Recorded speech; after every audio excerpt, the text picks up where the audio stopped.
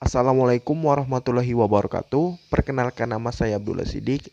Jadi di video ini saya akan membawakan beberapa materi dari pendekatan dan teknik konseling psikodinamika. Baiklah, langsung saja. Yang pertama yaitu hakikat manusia menurut psikoanalisa. Yang dimana di sini psikoanalisa, aliran ini bertolak dari asumsi bahwa manusia terdiri dari 3 sistem, yaitu id, ego, dan superego.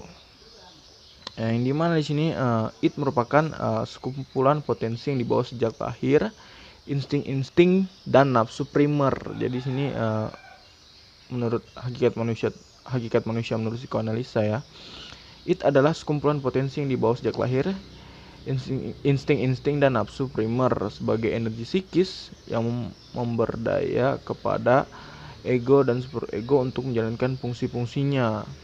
Nah, jadi di sini dibawa dari sejak lahir dan merupakan insting dan nafsu primer. Sementara itu, keberadaan ego adalah membantu id untuk mengadakan kontak dan realitas. Jadi di sini lebih ke merealisasikannya ya, si ego di sini. Selanjutnya kita jadi selanjutnya di sini superego, yang dimana superego menuntut untuk kesempurnaan dan idealitas perilaku dengan ketaatan terhadap norma lingkungannya sebagai ukurannya. Kendati dikatakan bahwa superego bekerja dengan prinsip idealitas, superego juga semua yang dituntut harus dipenuhi dengan secara sempurna.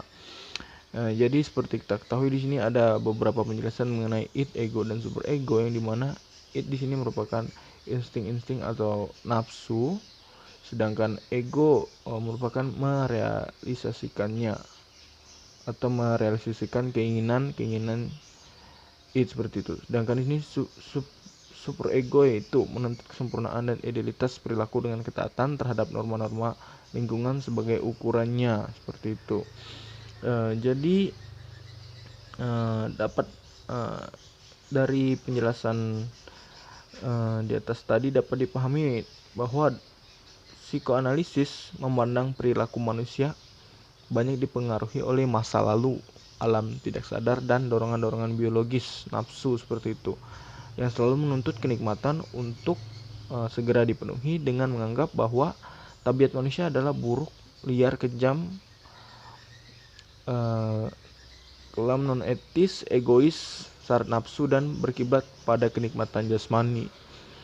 Jadi hakikat manusia menurut psikoanalisa di sini, yang dimana manusia di sini dipengaruhi oleh masa lalu, yang dimana manusia ini memiliki dorongan-dorongan biologis atau dorongan-dorongan nafsu yang selalu menuntut kenikmatannya untuk dipenuhi. Dan juga di sini menganggap bahwa manusia di sini berkiblat pada kenikmatan jasmani, yang seperti kita ketahui tadi, manusia menuntut untuk memenuhi semua hawa nafsu yang dia inginkan seperti itu. Selanjutnya materi yang kedua yaitu struktur kepribadian manusia menurut psikoanalisa. Yang pertama yaitu id, yang dimana id merupakan struktur yang kita bawa sejak lahir. Nah, jadi di sini id ini struktur kepribadian yang kita bawa dari sejak lahir, bersisihkan semua potensi bawaan termasuk naluri-naluri yang umumnya tidak kita sadari.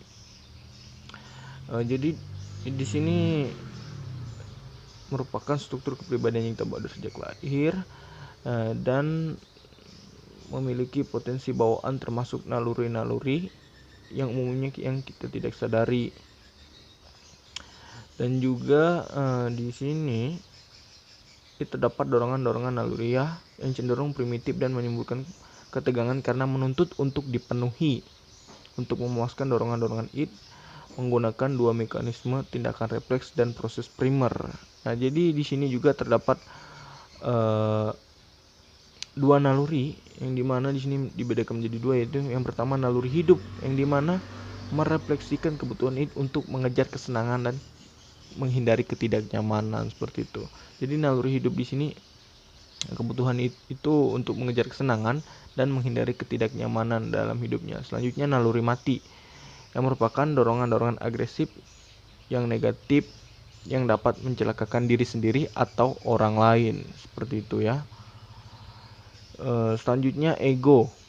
Ego berfungsi untuk membantu id memenuhi dorongan-dorongan secara nyata. Nah, seperti kita ketahui tadi, ego ini merealisasikan atau melakukan kegiatan-kegiatan yang kita inginkan. Seperti tadi kan kita sudah bayangkan nih di id kita. Nah, jadi ego ini merealisasikannya seperti itu. Di sini juga ego juga dapat menolak dorongan-dorongan yang tidak diizinkan oleh norma atau kode moral yang ditekankan oleh lingkungan sosial. Jadi ego merupakan aspek eksekutif, pengendali atau pengatur dari struktur kepribadian seperti itu. Selanjutnya, superego. Nah, di sini superego merupakan aspek kepribadian yang berisikan nilai-nilai atau kode moral masyarakat yang diinternalisasi oleh anak melalui pendidikan orang tua seperti itu. Jadi manusia yang mengikuti arahan superegonya cenderung bisa menyesuaikan dirinya dengan baik, namun mungkin menderita karena banyak dorongan kesenangan yang tidak terpuaskan seperti itu. Sebaliknya juga manusia yang kurang mendengarkan superegonya cenderung bisa memuaskan dorongannya, tetapi sering kali ditanggapi rasa bersalah, malu, dan cemas. Superego di sini juga berfungsi membatasi dorongan-dorongan id dan mengendalikan ego agar tidak melakukan tindakan yang bertentangan dengan kode moral atau norma masyarakat. Jadi seperti itu tadi penjelasan dari id, ego, dan superego. Baiklah, selanjutnya materi selanjutnya yaitu pribadi sehat dan bermasalah menurut psikoanalisa. Yang pertama yaitu pribadi yang sehat menurut psikoanalisa. Pribadi yang sehat adalah pribadi yang mampu menyelaraskan antara id, ego, dan superego, sehingga dalam pribadi secara utuh, manusia tidak mengalami masalah-masalah yang berhubungan dengan kecemasan. Ego bertindak secara rasional dan bukannya secara irasional. Jadi seorang yang memiliki pribadi yang sehat itu, dia memiliki atau dia mampu menyelaraskan antara id, ego, dan superegonya. Apabila id, ego, dan superegonya seimbang, dia dapat menyelesaikan masalahnya seperti itu. Jadi misalnya kita nih memiliki masalah seperti dapat atau kita di sini memiliki masalah dalam menyelesaikan tugas kuliah. Nah, jadi tugas kuliah kita ini sangat banyak sehingga menumpuk seperti itu. Jadi kita menyelesaikannya dengan cara kita memulai mengatur jadwal untuk mengerjakan tugas-tugas kuliah tersebut satu persatu sampai selesai seperti itu. Jadi kita itu tidak perlu dalam satu hari itu langsung menyelesaikan semua tugas kuliah tersebut. Memang kelihatan banyak. Jadi apabila kita menyelesaikannya satu persatu, lama-kelamaan akan selesai. Jadi itu yang disebut dengan id, ego, dan superego yang seimbang. Kita dapat menyelesaikan masalah kita seperti itu. Selanjutnya di sini pribadi yang bermasalah menurut psikoanalisa. Seorang dikatakan sebagai pribadi yang bermasalah apabila dalam dirinya terjadi ketidaksinambungan, tidak seimbang antara id, ego, dan superegonya. Karena mengapa? Apabila terjadi atau terjadi ketidaksinambungan antara id, ego, dan superego, maka pribadi kita ini akan bermasalah seperti itu. Jadi di sini terjadi kecemasan akan masa lalu dan ketakutan akan masa datang, memiliki pertahanan diri yang tidak baik sehingga secara sadar mampu tidak sadar mempengaruhi perilaku atau tindakan secara nyata. Jadi di sini juga ciri-ciri pribadi yang bermasalah menurut psikoanalisa diantaranya jika terjadi kecemasan pada dirinya serta jika mekanisme pertahanan dirinya tidak berfungsi efektif. Jika id-nya yang mendominasi, maka seorang akan selalu mencari kesenangan atau hedonis. Nah, jadi apabila id kita yang mendominasi, maka kita akan menjadi orang yang hedonis.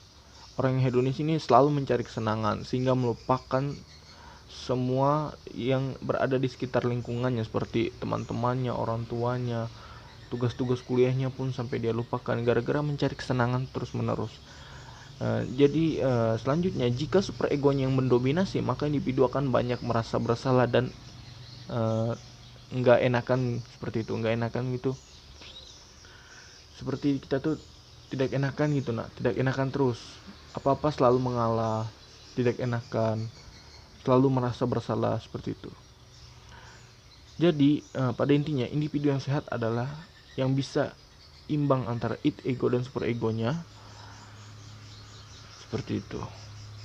Jadi seperti itu penjelasan dari pribadi yang sehat dan bermasalah itu pribadi yang terjadi ketidaksinambungan antara id ego dan super egonya. Selanjutnya hakikat konseling menurut psikoanalisa. Pertama, bahwa manusia adalah makhluk yang memiliki kebutuhan dan keinginan. Jadi seperti kita ketahui, manusia merupakan makhluk sosial yang membutuhkan bantuan orang lain. Nah, jadi di sini hakikat konseling menurut psikoanalisa yang bagian pertama di sini bahwa manusia adalah makhluk yang memiliki kebutuhan dan keinginan. Yang dimana konsekuensinya konseling akan efektif apabila konselor mampu memahami kebutuhan dan keinginan konseli secara mendalam dan komprehensif serta berupaya untuk memenuhinya.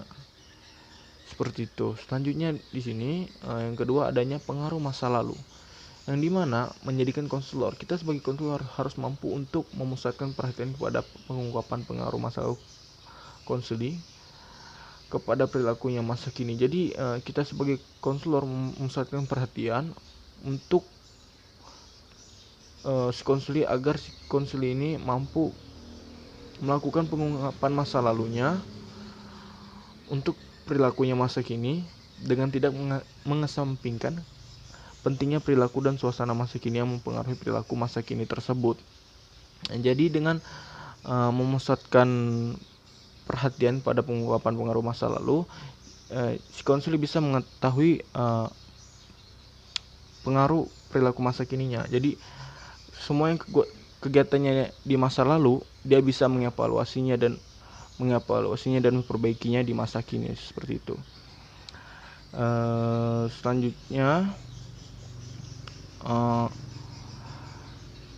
yang ketiga yaitu adanya kecemasan. Nah, dengan adanya kecemasan di sini, si konseli dapat memotivasi dan mendasari dirinya selanjutnya untuk memilih dan untuk memutuskan